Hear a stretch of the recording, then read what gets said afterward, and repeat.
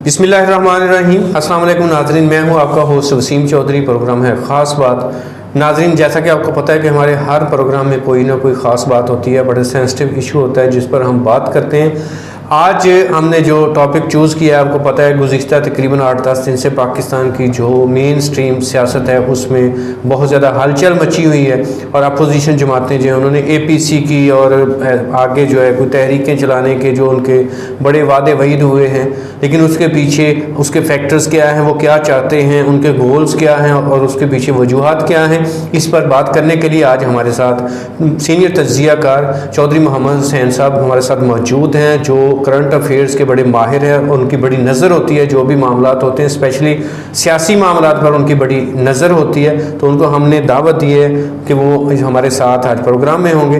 तो प्रोग्राम का जो आगाज़ करेंगे कि हम किस तरफ हमारी सियासत जा रही है। अस्सलाम वालेकुम चौधरी साहब। वालेकुम सलाम जी, बहुत शुक्रिया वसीम चौधरी साहब आपका। चौधरी साहब, जैसा कि आपको पता है कि हमारी कौमी धारे की जो एक पॉलिटिक्स है उसमें आपको पता है कि बहुत ज़्यादा एक कहने के हलचल मची हुई है।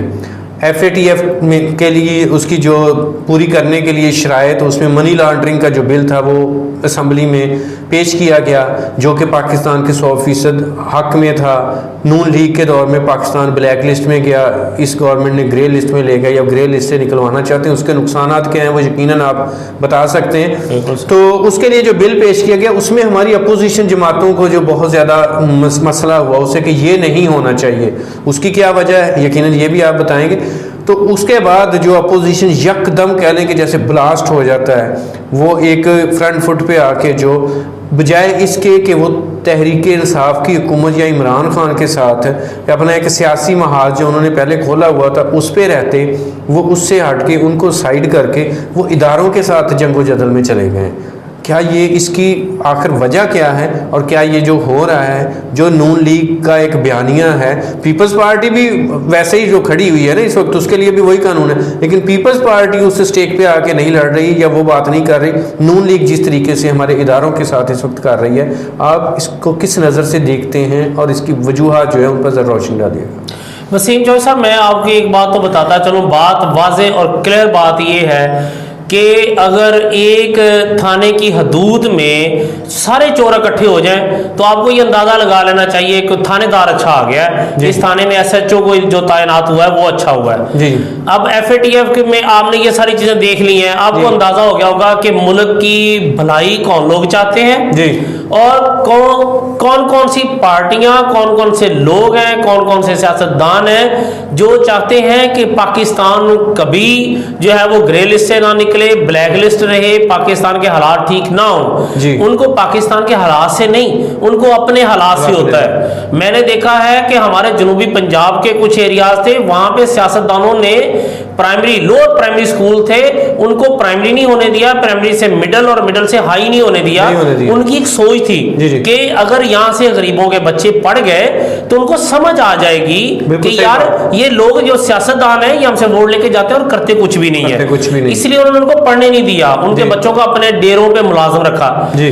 अगर आप बात करते हैं नून लीग की और दूसरी सियासी जमातों की, तो चौधरी साहब आपने बिल्कुल वाजे देख लिया होगा कि नून लीग जो है वो मुहब्बे वतन पार्टी है ही नहीं, मुझे कहीं से नजर नहीं आती जी। बिल्कुल, उसकी वजह यह है कि इन लोगों की 2 नंबरी की वजह से रूट्स इतनी ज्यादा मजबूत हो चुकी हैं पाकिस्तान में। मैं ये अगर बात करूं कि ब्यूरोक्रेसी में भी इनकी रूट्स मजबूत हो चुकी हैं, तो उसमें कोई गलत बात नहीं होगी। मैं आपको ये बात बता दूं कि नवाज शरीफ को जब उसकी चोरी की वजह से पकड़ने की कोशिश की गई है तो उन्होंने पहले 100 हीले बाने किए, उन्होंने जल्द से जुलूस किए, रोड्स पे निकले। जब उन्होंने देखा कि नहीं यार ये पाकिस्तानी अवाम जो है ना ये इनको समझ आ गई है कि हम लोग चोर हैं, तो फिर वो बीमारी का बहाना करके अंदर लेट गया। अब ये चेक करें इनकी 2 नंबरी कि एक बंदा यहाँ पे ऐसे लग रहा था उन दिनों। देखिए मैं लाहौर के मीडिया को वॉच कर रहा था, चीजें देख रहा था। हमारे जो दोस्त थे मीडिया वाले वो 24-24 घंटे ड्यूटी करते रहे हॉस्पिटल के बाहर। और मैं जब भी उनको फोन करके कभी पूछा या मैसेज किया कि यार कैसी तबीयत है मियां साहब की, उन्होंने कहा यार ये लगता है कि अभी आधे घंटे में मर जाएंगे।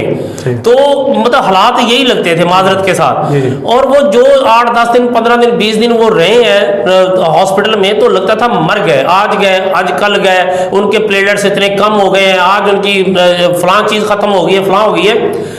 ये हुआ कि आखिर इमरान खान वज़ीर-ए-आज़म पाकिस्तान है, एज ए ह्यूमन बीइंग उसने सोचा यार एक बंदा जो है उसका इलाज यहाँ पे शायद नहीं ठीक हो पा रहा, और इलाज कैसे ठीक होता, आपने अपने हॉस्पिटल जो बनाए हैं प्राइवेट, जिसको आप ट्रस्ट का नाम देते हैं, वहां पे आपके चेकअप की फीस 2500, 3000, 3500 रुपए है, और वो ट्रस्ट है, ठीक है। वहां पे लोगों को आप कहते हैं कि ये पाकिस्तान के सबसे अच्छे हॉस्पिटल है, और आप खुद अपना इलाज करवाने बाहर जाते हैं। भाई आप पाकिस्तानी अवाम को एक अच्छा हॉस्पिटल नहीं दे सके, पाकिस्तानी अवाम को छोड़े, आप अपने लिए बना लेते एक हॉस्पिटल कि यार ये अगर बतौर वजीर आजम, बतौर वजीर आला, बतौर गवर्नर और बतौर सदर ममलकत आपको अगर कोई मसला बन जाता तो यार ये उन लोगों के लिए है जहां पे ये अच्छे डॉक्टर्स हैं, आप वो नहीं बना सके, आप इलाज करवाने बाहर चले जाते हैं, ठीक है। आप कहां पे मुखलिस हैं पाकिस्तान के, आप अदारों पे बात करते हैं, आप अपना किरदार चेक करें। मैं आपको बता दूं एक बात, वो चाहे नून लीग है, चाहे पीपल्स पार्टी है, चाहे कोई और दूसरी किसी जमात है, अगर हमारे अदारे उसके खिलाफ कोई भी कदम उठाते हैं तो मैं इस बात पे मुत्तफिक हूं कि हमारे अदारे सिर्फ गद्दारों के खिलाफ जाते हैं, मुहब्बे वतन लोगों को कुछ नहीं कहते जो साहब। और ये देखिए इतनी बड़ी 2 नंबरी करके बीमारी का बहाना लगा के इंग्लैंड पहुंचे हैं, और अगले दिन बिल्कुल वो जो टांगे का घोड़ा उन्होंने जोड़ा होता है ना, उसकी तरह भागा फिर रहा है वहां पे नवाज शरीफ, उसको कुछ भी नहीं है, ठीक है, एंजॉय करता फिर रहा है लाइफ को। और इतने अरसे में ना कोई ट्रीटमेंट हुआ, कुछ नहीं हुआ, कुछ भी और नहीं अभी हुआ। जो है मीडिया पे आके किस तरह से जो टॉक कर रहे हैं, वो असल में जैसा असल में मैं आपको बताऊं, उनका मुल्क जो है पाकिस्तान उनका मुल्क नहीं है, उनका जो मैं कहता हूं मदरलैंड को समझते हैं इंग्लैंड को, ठीक है।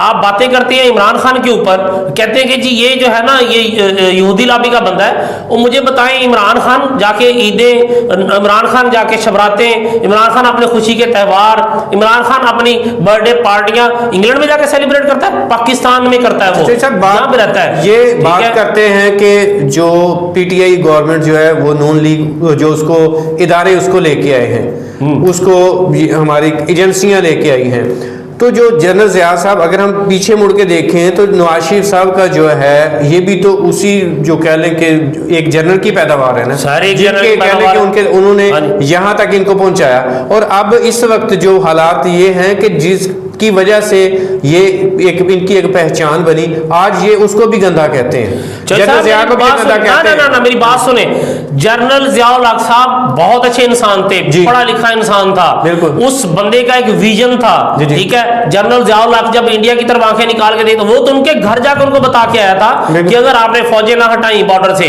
तो मैं पाकिस्तान की सरजमीन पे उतरते ही सिर्फ और सिर्फ मैं हमले का ऑर्डर करूंगा और इंडिया को सफा हस्ती से मिटा दूंगा, मैं नहीं देखूंगा कि हमारा नुकसान। और अल्हम्दुलिल्लाह हमारी आईएसआई दुनिया की नंबर 1 एजेंसी बनी है, तो उनकी वजह से बनी, उनकी वजह से बनी है। देखें इंसानों से गलतियां हो जाती हैं। अब हुआ क्या कि मियां शरीफ साहब के अच्छे रिलेशन थे ज़ियाउल हक साहब से, वो ये कि ये इंडस्ट्रियलिस्ट थे, इनके पास पैसा था। मियां साहब ने जाकर रिक्वेस्ट की है ज़ियाउल हक साहब को कि ये मेरा बेटा ये मैटर कैफे कर गया तो इसको आप अपने साथ रख ले।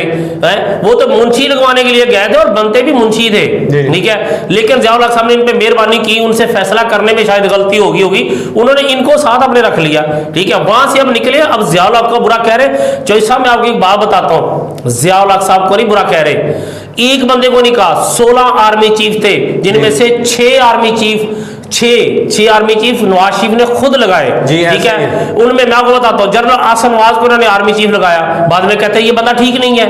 उसके बाद जनरल वहीद काकड़ को लगाया, खुद लगाया, फिर कहते हैं ये बंदा ठीक नहीं है। जनरल जहांगीर करामत को लगाया, कहते हैं ये ठीक नहीं है। जनरल परवेज मुशर्रफ को लगाया, कहते हैं ये ठीक नहीं है। जनरल परवेज मुशर्रफ के बाद जनरल रहील शरीफ को लगाया। मैं कहता हूं ये मेरी नजर में जो 3-4 जनरल गुजरे हैं ये सब अच्छे थे। कहते जनरल रहील शरीफ भी ठीक नहीं, वो खुदा मतलब जनरल कमर जवेद बाजवा साहब को आपने लगाया, आप कहते वो भी ठीक नहीं है। जस्टिस साकिब निसार को आपने लगाया, कहते वो ठीक नहीं। अच्छा जो आपकी चोरियां छुपाएं, जो आपका साथ दे चोरियों में, वो बंदे ठीक है। जो कहते हैं नहीं आपको चोरी नहीं करने देंगे मुल्क की, वो बंदे ठीक नहीं है। जस्टिस सुने मेरी बात सुनो, जस्टिस जवेद इकबाल को इन्होंने चेयरमैन नैब लगवाया, वो भी बंदा ठीक नहीं। और भाई सारा इलेक्शन कमीशन आपने खुद लगवाया था और आप कहते हैं एक ही पाकिस्तान में फ्री इलेक्शन हुए हैं, फेयर एंड फ्री। उसके बारे में आप बात करते हैं कि ये भी इलेक्शन जो है ना ये खरीदे गए। मुझे आप एक बात बताएं, कसूरवार फिर भी इमरान खान है, कसूरवार फिर भी एस्टेब्लिशमेंट है। 16 में से तो 6 आर्मी चीफ आप लोग आते हैं, कसूरवार फिर भी एस्टेब्लिशमेंट और इमरान खान है। और भाई इमरान खान को अगर आर्मी लेके आई है तो आप कौन सा CSS करके आए हो? आप भी ऐसे ही आते रहे हो, ठीक है ना। अब आप बात ना करें, अगर आप लोग गद्दारी करते हैं या मुहब्बे वतन नहीं है तो हमारे इदारे आपके खिलाफ रहेंगे। आप मुहब्बल वतनी का सबूत दें, आप झूठ बोलना छोड़ें, आप पाकिस्तान का चोरी किया हुआ पैसा पाकिस्तान को वापस करें, पाकिस्तानी कौम का पैसा वापस करें, हम आपको कहेंगे आप मुहब्बे वतन हैं। अभी जो इन्होंने किया है ये एक महाज खोल लिया इन्होंने हमारे इदारों के खिलाफ, जिसमें पाकिस्तान के जो खुफिया जो राज हैं वो भी इन्होंने अफशा करने शुरू कर दिए। अभी कल इन्होंने जो वहाँ पे जो एक स्पीच दी है, हाँ जी, तो इसमें यह है कि एक तो क्या आप समझते नहीं है कि जो उनकी एक बॉडी लैंग्वेज थी या जो उनका जो बोलने का तरीका है, जिस तरीके से जज्बाती हो के लास्ट टाइम भी वो बोले अभी बोले कि वो कौमी जो मामलात को अहमियत नहीं दे रहे, वो पर्सनल जो इंटरेस्ट है उसको अहमियत देते हैं और उनको पता लग रहा है कि मेरे कोई इंटरेस्ट डिस्टर्ब हो रहे हैं, इसलिए इतने ज़्यादा वो हाइपर होके इतने अग्रेसिव होके जो इदारों के खिलाफ बोल रहे हैं। वो आप क्या समझते हैं कि जो उन्होंने ये तो कहते हैं कि जो आर्मी चीफ होता है या आर्मी होती है वो हलफ देती है कि मैं पाकिस्तान की सियासत में इंटरफेयर नहीं करूँगा, ऐसे ही है? बिल्कुल ऐसे ही है। क्या पाकिस्तान के जो सिविल गवर्नमेंट आती है ये हल्फ नहीं देती कि मैं पाकिस्तान के जो खुफिया राज है वो किसी के सामने अफशा नहीं करूं? बिल्कुल इनसे हल्फ लिया जाता है, हल्फ नहीं है, बिल्कुल हल्फ लिया जाता है। मैं आपको बताता हूं, पाकिस्तान आर्मी का हल्फ जो है ना वो उसकी पासदारी करते हैं, वो 100% उसकी पासदारी हो रही होती है। लेकिन ये सियासतदान, और मैं तो स्पेशली नवाज शरीफ के बारे में बात करता हूं और मैं पीपल्स पार्टी के बारे में बात करता हूं कि इनको ये हल्फ लेते हैं, इनको पता ही नहीं है। ये हल्फ जो उठाते हैं वहां पे जाकर कहते हैं एक पेपर था, पेपर हमने पढ़ा है, वो हमारी सियासत का एक हिस्सा है। जी जी। चौधरी साहब मैं आपको एक बात बताता हूं, इन्होंने सेटलमेंट करने की कोशिश की, आपने देख लिया। जी जी। ISPR ने आके बयान दे दिया, APC हुई है, APC के बाद APC क्यों हुई है? इनके मुतालबात नहीं माने गए। मुतालबात क्या थे? जायज नहीं थे। जायज होते तो शायद वो मान लेते।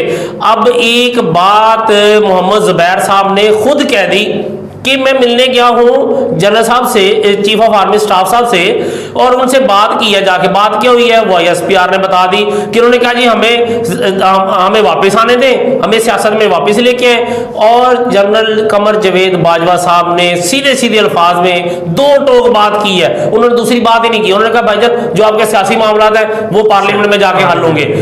पाक आर्मी यहाँ पे सरहदों की हिफाजत के लिए बैठी हुई है, हम आपके सियासत के मामलात में बिल्कुल दखलंदाजी नहीं करेंगे। पाक आर्मी को सैलाब आता है, पाक आर्मी है, बारिशों की वजह से डिजास्टर आता है, पाक आर्मी है, हमारे जितने मामलात होते हैं, कोरोना आता है, पाक आर्मी है। बिल्कुल ऐसे ही है। जब मुल्क को हमारे सियासतदान जो है मुल्क को बेच खाने की कोशिश करेंगे तो जिन्होंने इस मुल्क के लिए अपनी जानों के नजराने का हलफ दिया हुआ है तो फिर वो क्या करेंगे? जय साहब देखिए, वाहिद इदारा है जो ये वाहिद इदारा है जो पुलिस है या पाक आर्मी है, हमारी फोर्सेज, अल्लाह ताला हमारे जवानों को लंबी जिंदगी दे और इस मुल्क को सलामत रखे। हमारे सियासतदान किस चीज का हलफ देते हैं? ये तो सिर्फ उसको भूल जाते हैं, जैसे आप कहते हैं कि कागज। असल हलफ तो वो देते हैं कि अगर किसी ने इस मुल्क को नुकसान पहुंचाना है या इस मुल्क की पब्लिक को, मैं बैठा हूं आप बैठे हैं, हमारी तरफ कोई आंख उठाता है तो हमारी पुलिस हमारे से पहले सीने में गोली करती है, हमारी आर्मी हमारे से पहले सीने में गोली करती है। सही कह रहे हैं आप, ऐसे ही गंदा क्यों कर रहे हैं? इनके क्या पैरामीटर्स हैं अदालतें इनके हक में? अगर फैसला दे दे तो वही जज ठीक है, बिल्कुल ऐसा ही है। अगर इनके खिलाफ दे दे, वो इनसे मांग रहे हैं, रसीदें मांग रहे हैं कि रसीदें इकट्ठी करके दें, ये बंदे इकट्ठे करके ले जाते हैं, फिर कहते हैं कि हमारी।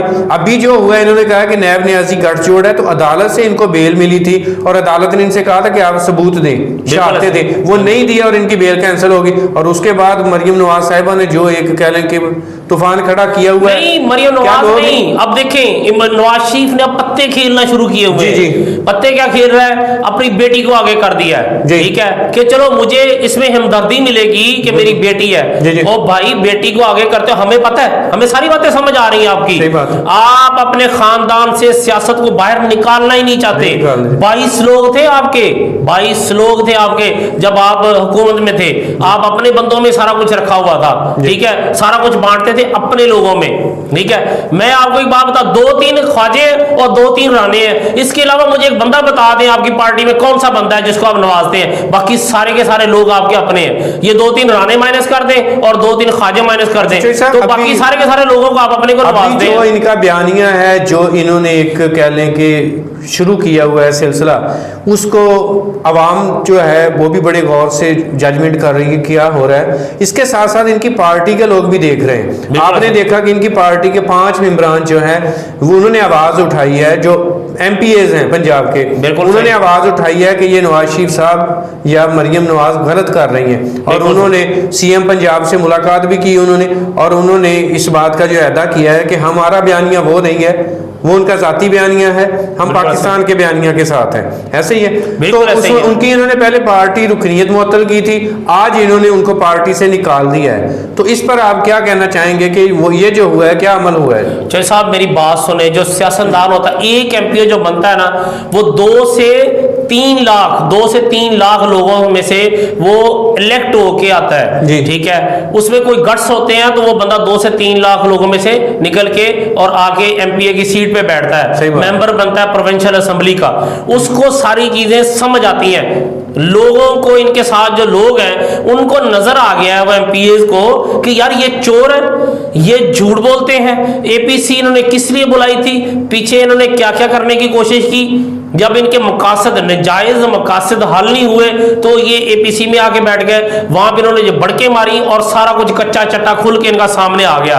फिर इनके काम चेक कर लें यार, तो सियासत भी करते हैं और आप साथ में तंजीम साजियां भी करते हैं। आपको शर्म आनी चाहिए, सही बात, कुछ शर्म करें। इस तरह के बेशर्म लोग, जिस तरह के तलाल चौरी जैसे लोग इन्होंने बिठाए हुए हैं, वो तलाल चौरी तो उस दिन मैंने एक प्रोग्राम देख रहा था, उसमें एक बड़े सीनियर एंकरों ने कह दिया दलाल चौरी, मुझे लगा कि ये बिल्कुल सही कह रहा है इसके बारे में। इस तरह के तो लोग इनकी पार्टी में बैठे हैं, तो इस पार्टी में जो मुहब्बे वतन लोग हैं वो डेफिनेटली इनको छोड़ के जाएंगे, ठीक है। जो 2 नंबर लोग हैं, जो चोर हैं, लुटेरे हैं, जो इनका साथ देते रहेंगे, 2 नंबर ये करते रहेंगे, रात को 3-3 बजे लोगों की माँ बहनों बेटियों के घरों में घुसते रहेंगे, वो तो इनके साथ रहेंगे।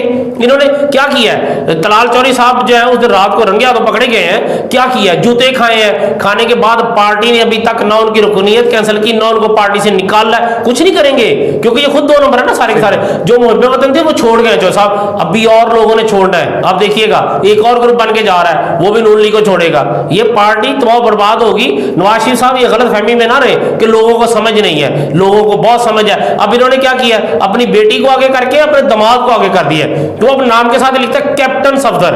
और भाई आप रिटायर हो चुके हो, रिटायर होने के बाद आप आगे ववेला करते हो, आपने पैसा कमाया है, आपने अपने ससुर के सर पे पैसा कमाया है, ठीक है, उसके अलावा तो आप जीरो थे, ठीक है।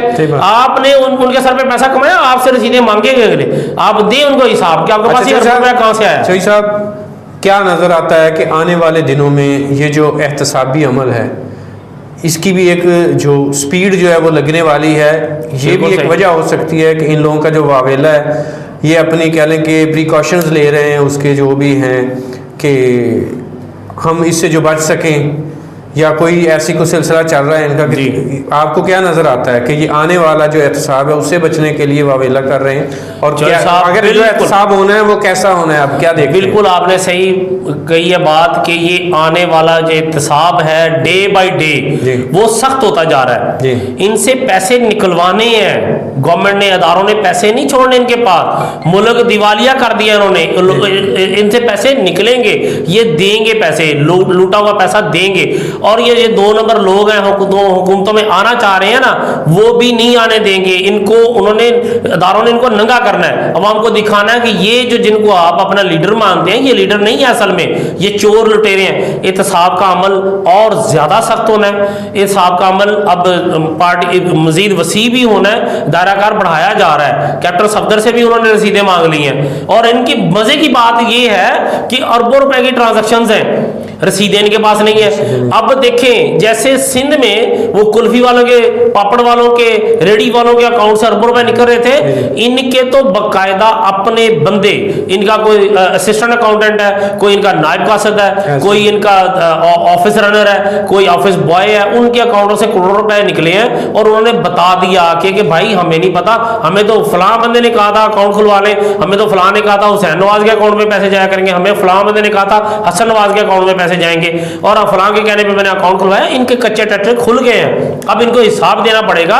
और हिसाब तो इदारों ने लेना ही लेना है। आप हुकूमत का पैसा खा के ऐसे बाहर जाकर सुकून की जिंदगी नहीं गुजार सकते। इन्होंने नवाज शरीफ साहब ने शहबाज शरीफ को भेजा था कि जाके वहां पे मामला सेटल करो। वो भाईजान आपकी एपीसी के बाद इमरान खान को परेशान होना चाहिए था, तकरीर आपने की है, शहबाज शरीफ को उस दिन रंग उड़ गया। वो शहबाज शरीफ को मैंने देखा है तो मैंने कहा उसको समझ आ गई थी कि नवाज शरीफ ने जो काम किया है वो इमरान खान के खिलाफ नहीं किया, उसने शहबाज शरीफ के खिलाफ किया। आप जब बोलेंगे चोरी भी करेंगे और सीना जोरी भी करेंगे, सीना जोरी तो अदारे आपको नहीं करने देंगे, ये तो क्लियर सी बात है। जी बहुत शुक्रिया चौधरी मोहम्मद हुसैन साहब, आपने बड़ी सैर हासिल जो गुफ्तगू की है, जो हमारे इस वक्त करंट मामला चल रहे हैं पॉलिटिक्स के। अल्लाह करे कि हमारा ये पाकिस्तान रहती दुनिया तक सलामत रहे। जो भी कोई लोग हैं, खुदा न खासा कोई इदारों में अगर कोई इनफरादी तौर पर अगर कोई कहीं पे किसी की नीयत में कोई फतूर है, या हमारे पॉलिटिशियंस जो धंधा करते हैं यहाँ पर जो खेल रचाते हैं हमारे इदारों के ख़िलाफ़, हमारे इदारों की क्रेडिबिलिटी को चैलेंज करते हैं, अपने ज़ाती मुफादात के लिए उन पर कीचड़ उछालते हैं, तो अल्लाह ताला सबको हदायत दे। लेकिन जाते जाते इतना पैगाम जो हम ज़रूर देंगे कि इंशाअल्लाह वतन अज़ीज़ के जो मुहाफ़िज़ हैं उन पर कभी भी ये कौम आँच नहीं आने देगी। इंशाअल्लाह हम अपने इदारों के साथ, हमारी कौम का बच्चा बच्चा खड़ा हुआ है, हमें अपने इदारों से प्यार है, हमें अपने इदारों पर फ़ख्र है। और हम गुजारिश करेंगे अपने पॉलिटिशियन से कि खुदारा जो आप हलफ देते हैं आप भी उसकी पासदारी करने की कोशिश करें। और अगर ये मुल्क है तो ये आपकी सियासत और आपके कारोबार चलते हैं। खुदा न खास्ता हमारे इदारे इस पर आँच तो नहीं आने देंगे कभी भी, लेकिन आपका नामो निशान खुदा न खास्ता इसको मिटाने वालों का नामो निशान मिट जाएगा। इंशाल्लाह नेक्स्ट प्रोग्राम में मुलाकात होगी। मुझे और चौधरी मोहम्मद हुसैन साहब को इजाज़त दीजिए। अल्लाह हाफिज़।